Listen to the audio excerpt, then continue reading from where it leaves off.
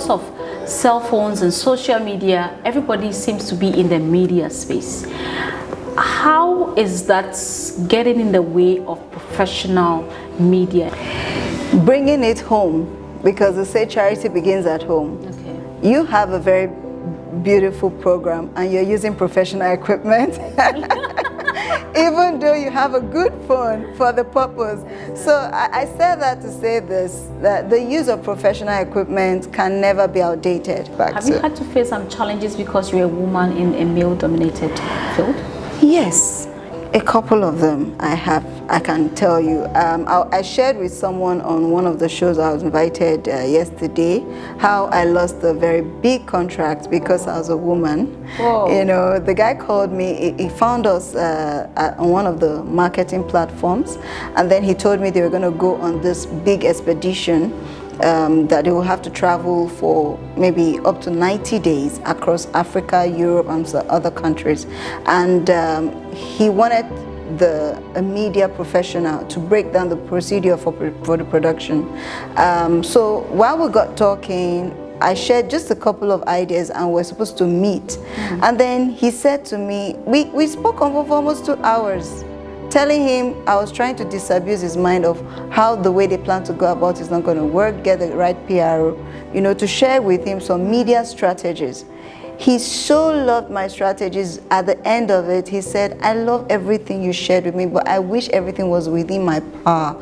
I would gladly work with you on this project, but the team doesn't want a woman. Whoa.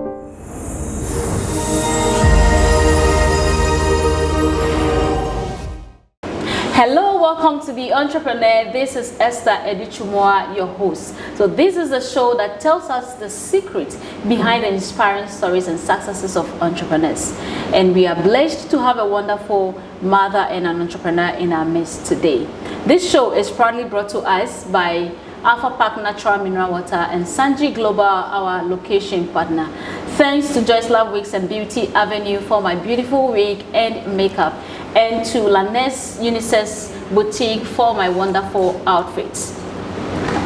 During the uncertainty of the COVID-19 pandemic, one mother and a woman, of course, turned her career break into an amazing media production company, which we are going to discuss today, because she, with one camera in the other hand and baby on the other, was able to build a media organization that spans from Nigeria to Ghana. And she aims to be across the globe and, of course, to European countries as God will permit. We'll get to know more about her resilience and her tests of faith, what she's been through and how she's been able to overcome them right after this quick break. Please don't go anywhere, stay with us. Thank you.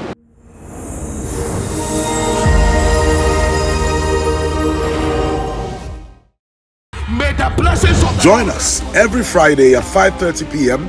at Grace Mountain's Supernatural Arena for an unforgettable evening of praise, worship, and divine encounter. Experience the supernatural presence of God and transform your life. Bring a friend, bring your faith, and get ready for a life-changing experience. We look forward to worshiping with you in spirit and truth.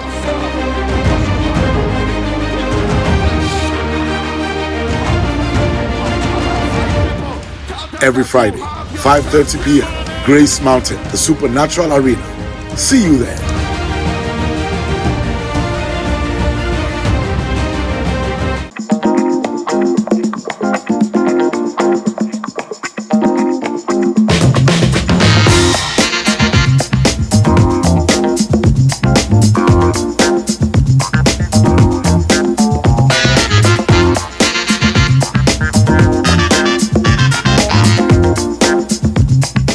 Bonds are built on what people have in common. No matter where we are, everyone drinks for the moment.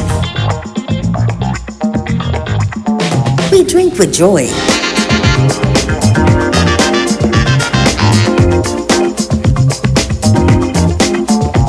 We drink healthy. But have everlasting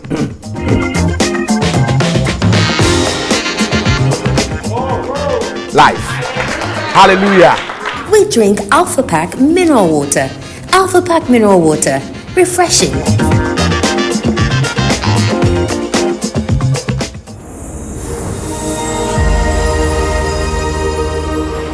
Welcome back from that quick break. Thank you so much for staying with us.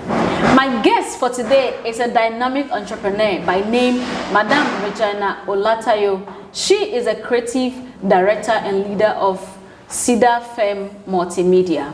We are going to learn how she was able to build a media organization that started from Nigeria and now fully operates in Ghana as well. Her goal is to be able to train other women also in the field to dominate this well-known male-dominated industry. Let's get to know more about her inspiration, and what her journey entails. Madam Regina, thank you so much for joining us today. We are thrilled to have you. We are so happy you could join us today. Thank you for having me. I'm glad to be here. Thank you. Thank you so much.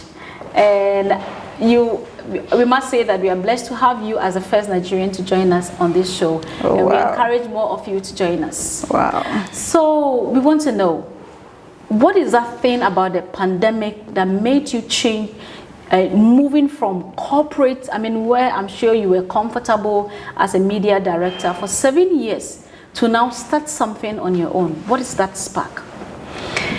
Well, I must say that the spark was majorly family. Okay. Like I had worked on paid job for about 2 years and then paid for 7 years.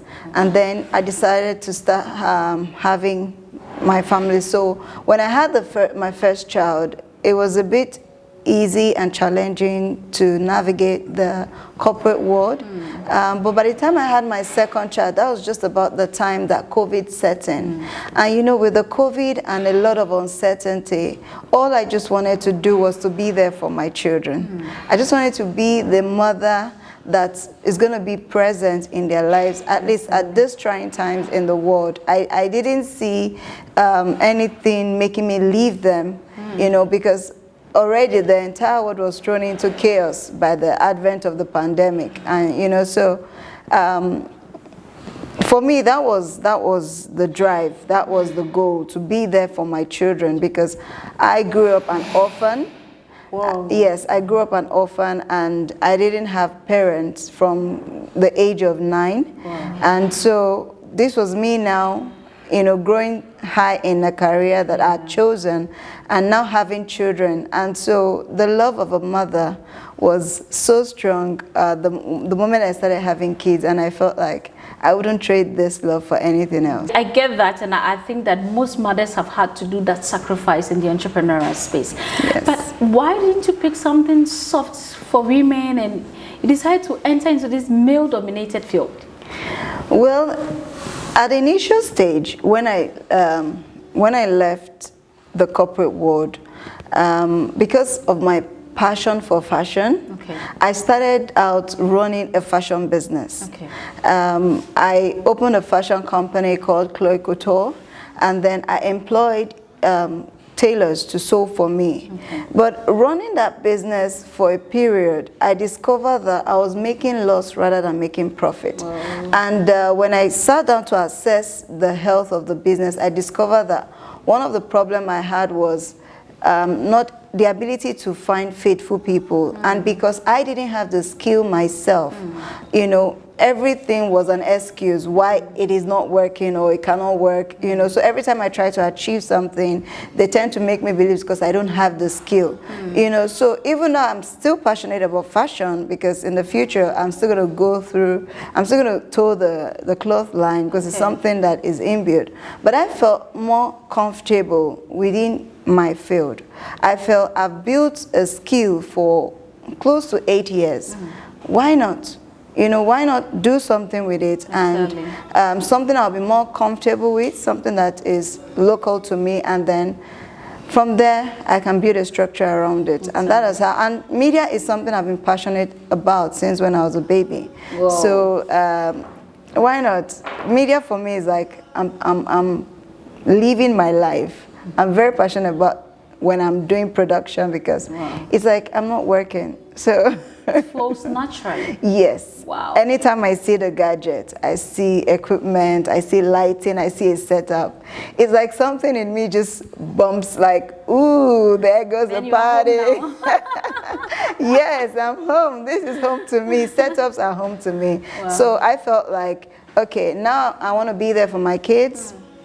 But at the same time, I don't want to have to sacrifice too much of what I love doing. And then I discovered that there was a challenge in the media production industry in terms of commercial production, because some of the companies that I had visited, maybe events and all that, they always had issues with semi-skilled people handling their jobs, and I end up being the one supporting productions, even though I was not contracted To do that. So, you know, just doing this ad hoc voluntary service for people, I discovered that there was a need for quality and excellent service delivery in event media production.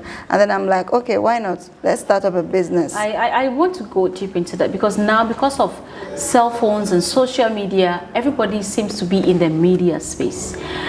How is that getting in the way of professional media, and how is your business standing out to, you know, bring something that is off or beyond the normal we see every day? Everybody can just put camera on them and begin to say something now, because we have access to the internet and smartphones.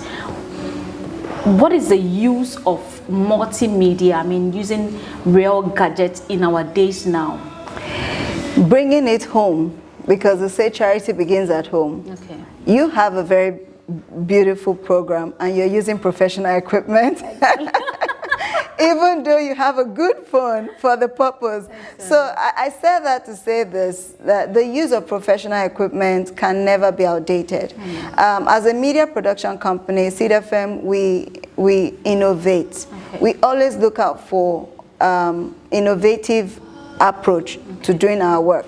What is the extra mile we can go to make us, the professionals, stand out from the amateurs and the street side, you know, local people who just have a camera or a phone and think I can do the same thing. And I run an academy, and one thing I tell my students is, the phone in the hand of a media professional is a tool, and the phone in the hand of an amateur or a novice is a phone for selfies and all that. When I shoot with a phone and a novice or a beginner shoots with a phone, you will see experience. In as much as we both are using the same tool, experience comes in. And then when you put your experience and expertise together in a production, in the way you shoot, the angles, the way you tell the stories, the way you piece all the footage together, definitely you would see that there is a difference between the expert using professional camera and the beginner or the natural layman who just has a phone. And then again, at the heart of our work is storytelling. Okay. People take pictures, they take videos with their phones, but not everyone knows the art of storytelling. Okay. Professionalism comes to play when you're able to take a client event, for example, and tell a story, you know, which, I give you an example. I had a client once, and then they called someone to just do the job, right? The person came, covered the event, gave them a very low bill, and they were glad to pay. So when I came on board for their next event, and then they said to me, why are you billing us like this? Somebody else did it, you know, cheaper. And then I said, okay, you know what? Don't pay me that amount. Let me finish the work. When I'm done and I give you your work, then you tell me if I deserve my pay. By the time I was done with their story, their event story, trust me, they sent that video everywhere. They were so proud, and they were like, yes, you're worth your pay, and now you're going to be in-house with us. Whoa. So you see, when years of experience, expertise come to play with professional equipment, what you get, the art of storytelling, the visual appeal to what we do, and the angles with which we tell our stories would definitely be different. So our work can never be outdated. Anybody that seeks to do professional, you know, job, or that seeks to brand their company and seeks global, you know, to scale their business to the global field, to the global landscape, they would know that no matter what, the quality of production has to meet the global standard. And at that point, they are not going to be considering cheap over expensive. They're going to be thinking about who has the expertise to deliver, whether you're using a phone or, you know, a digital camera. I want us to touch more about the branding, because entrepreneurs are springing up every day, and one of the things we are told is to be able to build quality branding out there. And when we talk about branding, a lot of people are thinking about, okay, just my logo, and then I can have a nice background, put a camera on me and tell the world what I am selling, and then get it out there. Some have done it, maybe it worked, some have done it, it didn't work. I want you to give us professional advice, because fellow entrepreneurs are watching you. Somebody has products, has a little table with some tablecloth on it, and would want to get the product out there with their phones. What are some of the professional tips you can give to such entrepreneurs watching you to be able to come out with something professional that is acceptable? Well, in terms of media meeting branding for entrepreneurs, I've always advised that entrepreneurs should seek the skill, at least the smartphone cinematography skill. Okay. You know, they should get trained.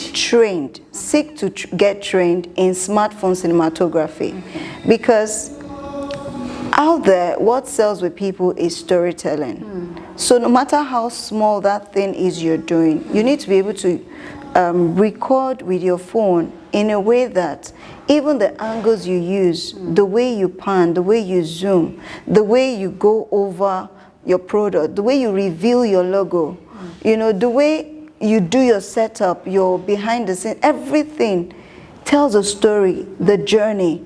People want to relate with a brand that has a story because they feel it has depth. Now, one of the reasons why some of our African entrepreneurs seem not to be doing well or seem to be flying only locally is because people in the diaspora don't know how fantastic their products are. And that's because they're not properly telling their story. And they think it's just to put the thing there and take a picture or take a video and post it. No. There is a process to this thing, and that's why I say get the skill. They're good enough.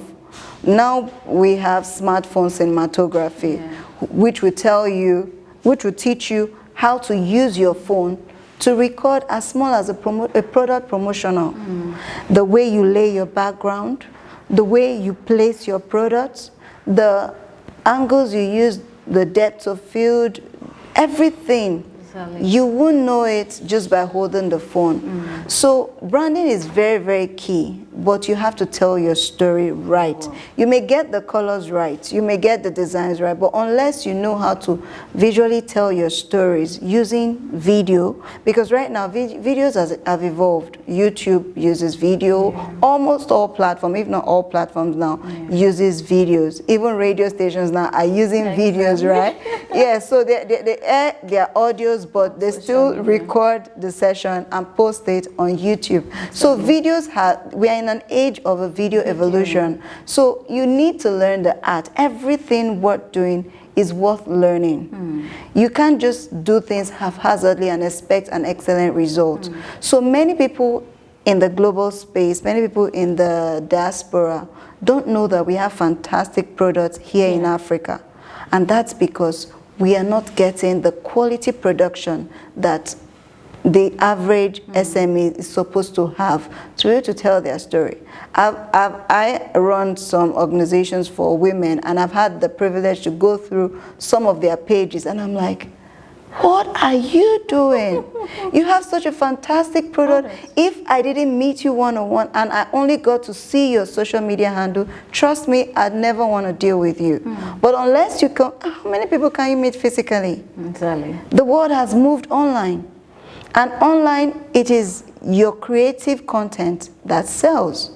So if you need to creatively produce your product videos, then it's worth learning. Exactly. Every product producer, African-made product producer, should learn the smartphone cinematography. The videos are there. Exactly. And good enough, We as a company, we have usually in collaboration with another organization, we do the smartphone cinematography training for free. Whoa. Yeah, for young women, that is. Wow. And trying to help aspiring young women who produce things in Africa so that we can help them package their product properly and get the attention of international buyers. Amazing, amazing. I want us to touch on entrepreneurship in the media space, because now people do not want to do, okay, for the few people I've encountered, they don't want to do long studies. I want to be a graphic designer, I want to be a photographer, I want to be this and that, and they test one or two, tries on the internet, read one or two posts, watch one or two videos on YouTube, and hey, I'm ready, I'm set up. There we go, and along the line, you crash. Can you guide somebody watching you who wishes to be an entrepreneur in the media space, either just doing graphic designing, smartphone cinematography, as you said? Can you tell us the various opportunities, entrepreneurial opportunities that are in the media space, and how they can go about it? Well, it's a sad thing that we live in a generation where the young people are in a hurry. Oh. They want to jump the gun. Many people don't want to train anymore. They just want to be where you are. They see your results, and they think you just arrived. They don't know that you had to go through certain procedures and through several phases. The startup phase, the growth phase, and then the scaling phase. It's a procedure. And then I see a lot of young people. I'm in the media, I'm a media entrepreneur, and I've had the opportunity to work with a couple of young people, and trust me, it's been a pain in the neck, because many young people, they pad up their CVs just to make it look good. And then when you employ them, you find that they lack the skills they even wrote there. Whoa. Because many of them don't have the patience to learn properly on the job. And then they're off. They feel, I'm a TV now. And that is one thing that surprised me when I came to Ghana. Everybody is a TV. He doesn't even have an equipment. He is Samuel TV. And 70% of the people we tried to employ, they were all TVs. I'm like, if you're TV, why do you need a job? Do you know what it is to set up a TV station, So many young people are not patient. They just want to learn. They call one or two friends who can handle the camera, and then they follow them for one or two jobs, and the next thing, it's collecting big money, I must collect my own money. So but being a media entrepreneur is like a mother. I liken it to a mother giving birth to a child. Building a business is like giving birth to a child.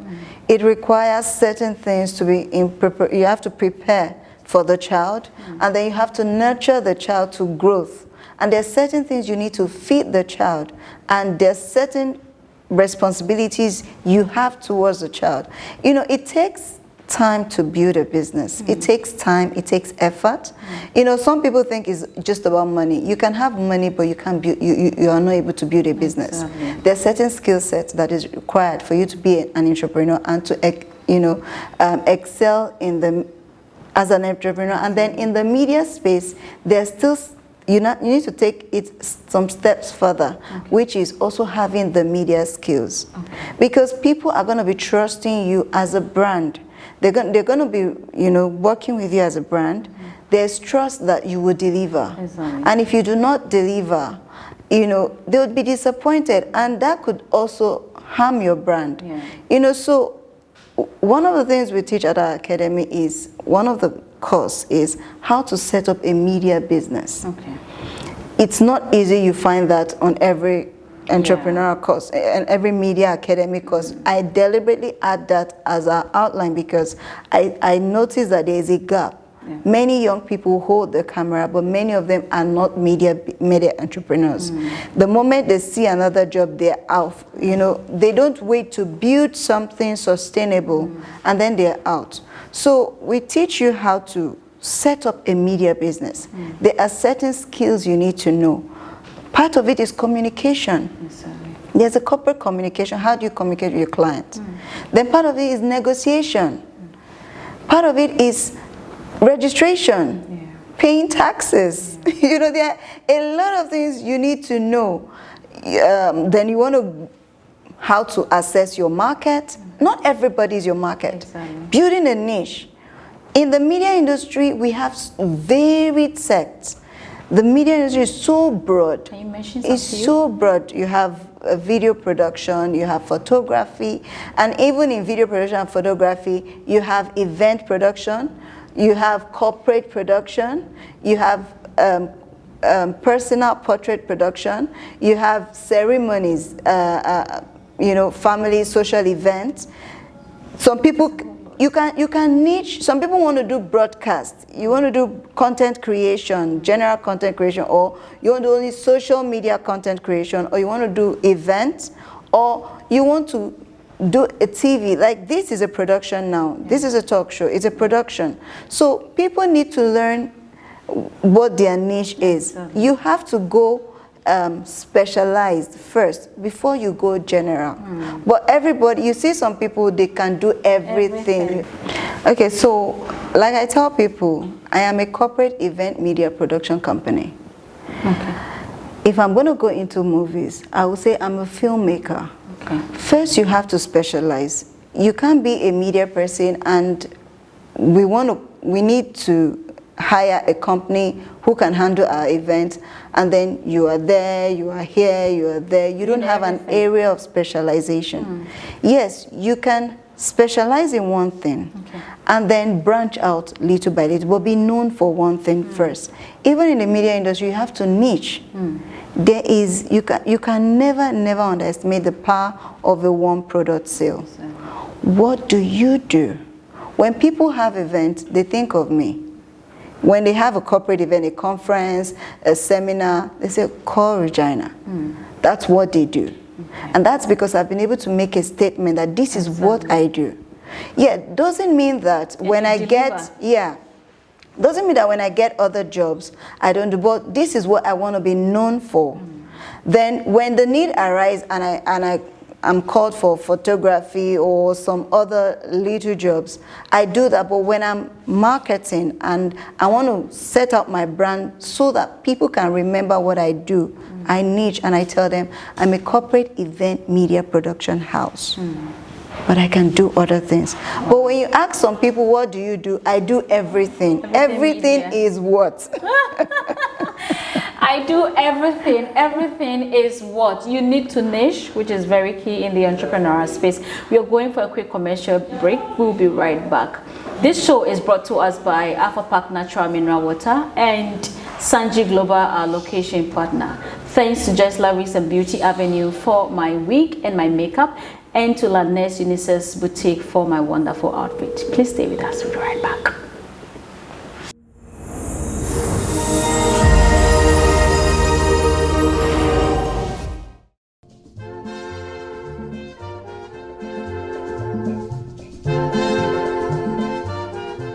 Sikadi unya wia na kase obedidi yi. Na obedidi yi a na ejina nsu kroje a obeno. Chema me na me kasai. Infa meduani ndi agro. Choba bia me rapia. Alpha Park na me no. Land of freedom, toils of the brave, and the sweat of their labors. Alpha Park. You see they there.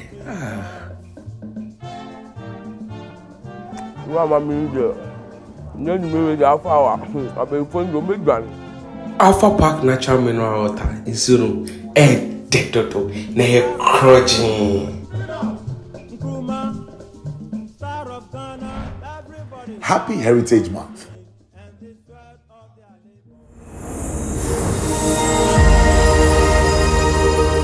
We are still on the Entrepreneur Show with Madam Regina Olatayo of Cedar FM Multimedia.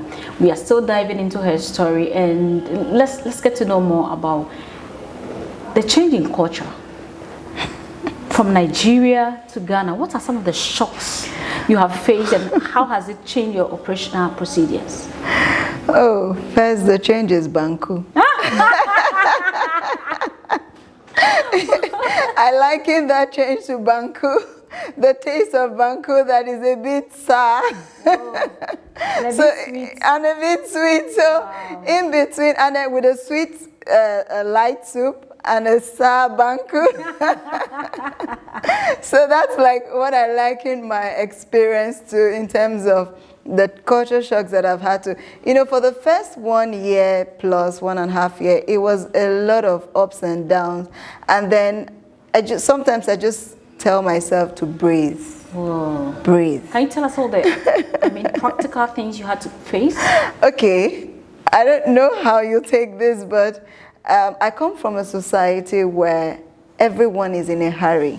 Okay. There is pressure, even on the road. Everywhere there is pressure. And no car will stop for you to get down. The No. car is moving, you have to jump. You literally have to jump. I mean, not hypothetically. Whoa. Literally, you have to jump. Wow. So I'm the kind of person who likes to do multiple things regardless of time. Okay. And then I get to employ a couple of people, and then they take their time to do stuff. I'm not used to that. And I'm like, no, we gotta go, we gotta go. So, and then this one gets fed up, your pressure is too much, it leaves. I bring another one, I think, oh, that one wasn't good enough. I get someone else, and the same thing. And then I had to tell myself, calm down, understand the society you're in. They take their time to do stuff. No hurry, no pressure, do your thing.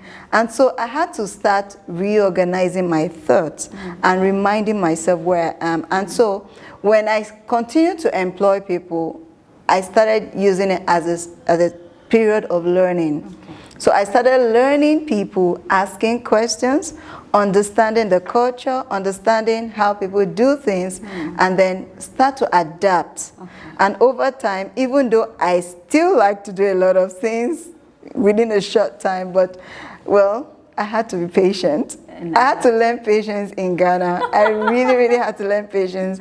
I like to work, but when the average Ghanaian man or guy is tired, they're done. Tired. They're done.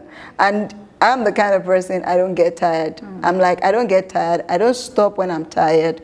I stop when I'm done. And the people, most of the people I work with have not been able to match my energy. And so the solution to that for me was to start an academy and begin to train people to understand that the world out there works with time. And so you need to go. You need to be on the go, back to back. Have you had to face some challenges because you're a woman in a male-dominated field?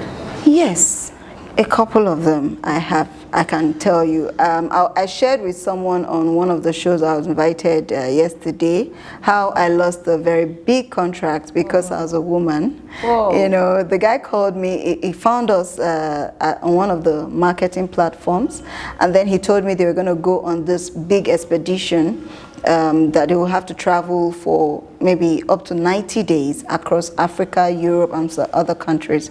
And he wanted a media professional to break down the procedure for the production. So while we got talking, I shared just a couple of ideas and we're supposed to meet. And then he said to me, we spoke for almost 2 hours, telling him I was trying to disabuse his mind of how the way they plan to go about is not going to work, get the right PR, to share with him some media strategies.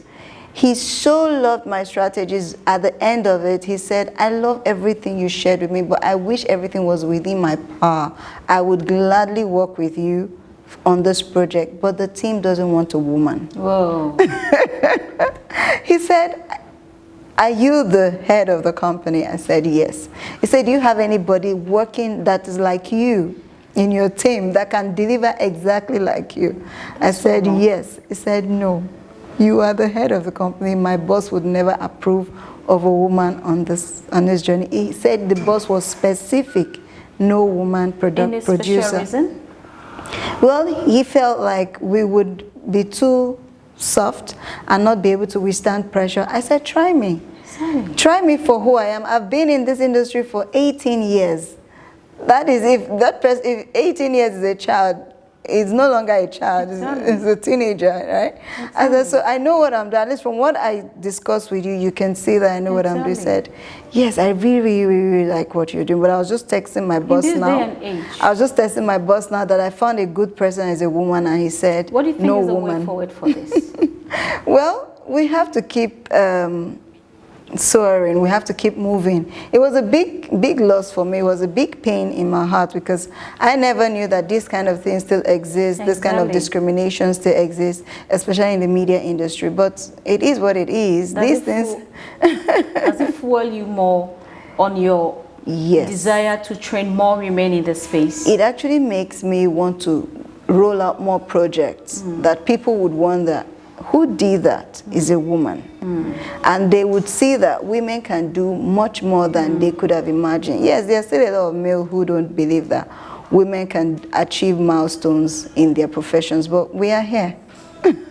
So I'm sure that's a bedrock for media skills for Hair Africa, training women in the media space. Yes, generally, acceptably. The media industry has been dominated with male. And when I say media industry, I'm specific on operations. Okay.